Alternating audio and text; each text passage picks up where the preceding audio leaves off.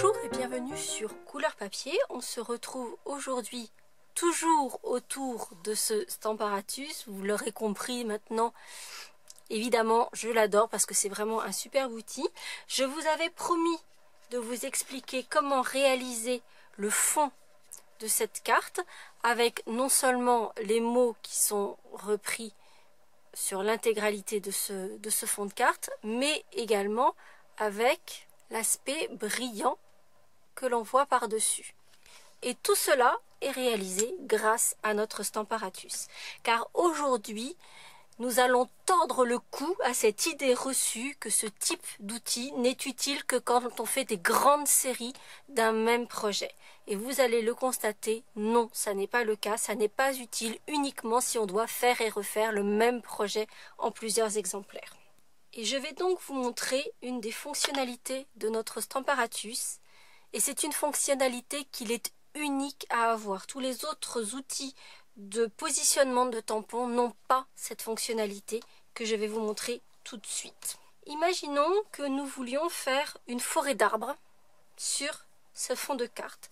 J'ai mon arbre qui vient ici du set Racine de vie que vous avez juste là. Sur cette carte-ci, j'ai utilisé le volet du haut et pas celui du côté. Et vous allez voir que ça a son importance. Car aujourd'hui, je vais vous montrer l'utilité de ces charnières. Alors effectivement, ça permet d'enlever notre volet de tamponnage, éventuellement de le retourner et d'utiliser sa seconde face. Mais ça ne sert pas uniquement qu'à ça. Et vous allez le voir tout de suite. Je vais ici tamponner mon arbre. Je vais le tamponner en vert olive.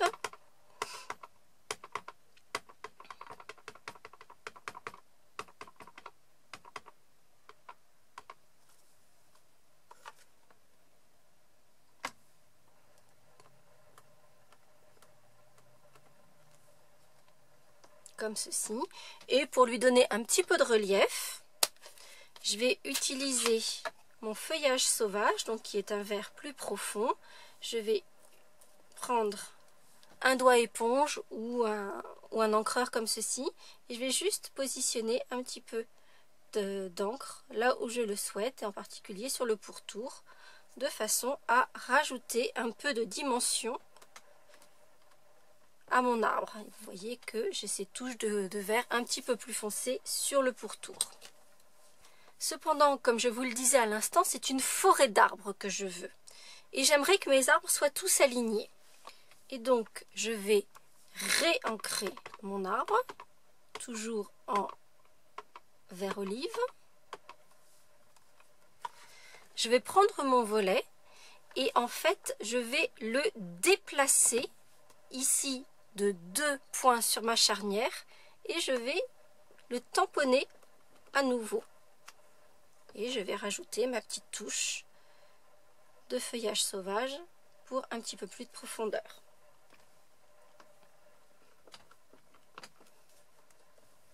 Et comme je disais que je voulais des arbres sur l'intégralité de mon panneau, eh bien je vais redécaler mon volet de 2 charnières. À nouveau, je vais ancrer en vert olive et faire un petit peu d'ombrage avec le vert feuillage sauvage. Et j'ai mes 3 arbres alignés. Et si on imagine que je veux faire une seconde rangée d'arbres un petit peu plus loin, je vais replacer mon arbre entre les deux. Je vais aller chercher mon tampon. Cette fois-ci, je vais faire mon arbre un petit peu plus clair et je vais le tamponner en sous l'écume avec une petite bordure pour donner du relief avec du vert olive. Et je vais procéder exactement de la même façon.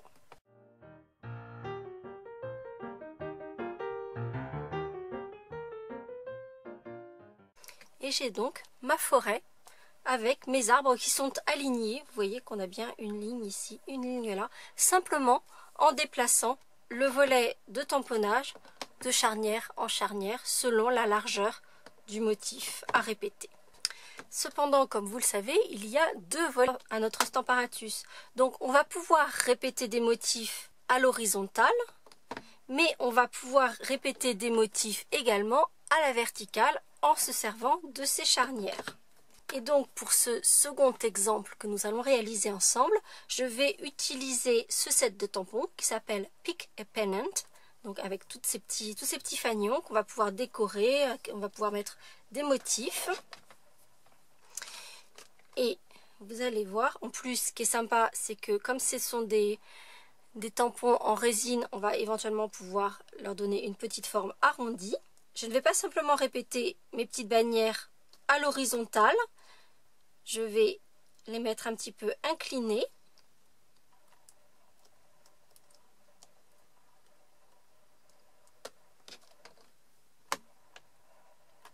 Donc j'ai placé ma petite bannière. Alors faites attention avec les tampons en résine, ça colle toujours un petit peu, donc repérez, je ne peux pas placer mon papier dans l'angle puisque mon tampon dépasse. Donc repérez bien, moi j'aime bien mettre un petit papier, je vous l'avais déjà montré, et je repère la ligne sur laquelle j'ai aligné mon papier. Comme ça je suis sûre que si ça se déplace, je sais la remettre au même endroit. Je vais utiliser le coloris Béguin bleu.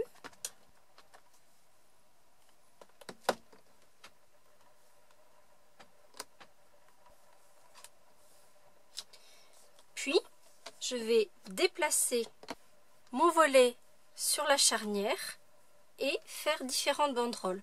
Je vais même ensuite compliquer les choses puisque je vais prendre la deuxième petite banderole, cette fois-ci avec des petits fanions en triangle que je viens de remettre entre les deux.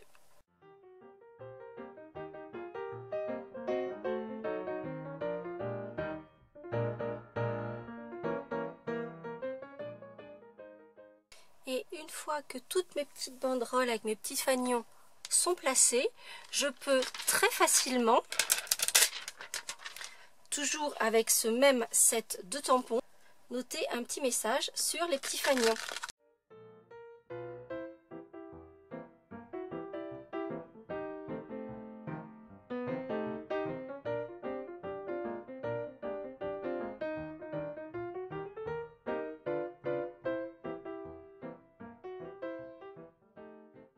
Et vous voyez qu'on peut obtenir des petites bannières très facilement avec quelque chose qui va être symétrique. Alors par contre, je n'ai pas fait attention que mon papier s'était un tout petit peu décalé et du coup mes lettres ne sont pas bien placées sur le passé et week-end, à part celles que j'ai fait dans un second temps. Donc ça c'est la chose à être vigilante parce que les tampons résine ont tendance à être très collants.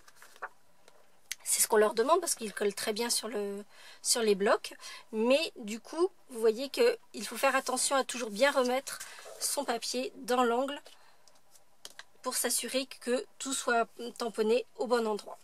Donc vous constatez qu'on va pouvoir déplacer les éléments de gauche à droite ou les décaler de bas en haut. Pour terminer, chose promise, chose due, je vais vous montrer comment j'ai réalisé ce fond avec le message Follow Your Dream qui non seulement se répète mais va également avoir son aspect brillant. Donc je vais prendre mon set de tampons Follow Your Dream, je vais prendre mon message Follow Your Dream et je vais commencer par positionner mon message une première fois tout en haut et en partie sur l'extérieur de mon projet. Je vais attraper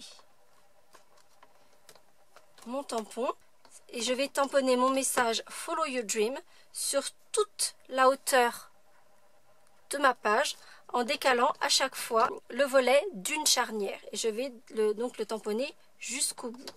Cependant, une fois que j'aurai tamponné tous ces messages sur toute cette première rangée de messages, je vais ensuite retamponner exactement au même endroit et cette fois-ci avec de l'encre Versamark par-dessus mon encre horizon de bruyère puisque j'ai choisi de le faire ici en horizon de bruyère avec vous.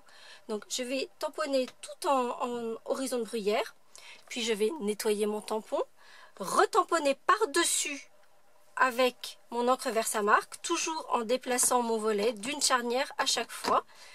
Une fois que tout cela sera fait, je viendrai recouvrir de poudre à embosser transparente que je viendrai chauffer. Et donc c'est ce qui va donner cet aspect brillant sur mon tamponnage. Une fois que cette première rangée sera faite, je viendrai déplacer mon tampon pour le mettre à la suite et faire une rangée complète.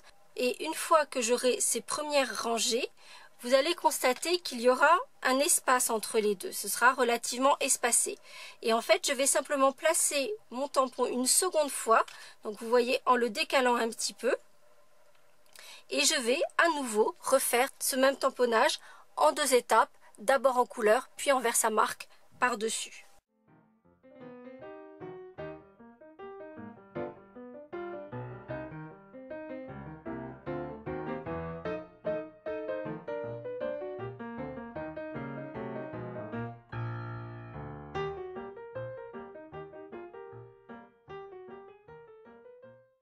Pour cette version-ci, j'ai finalement décidé de n'embosser qu'une seule ligne sur 2.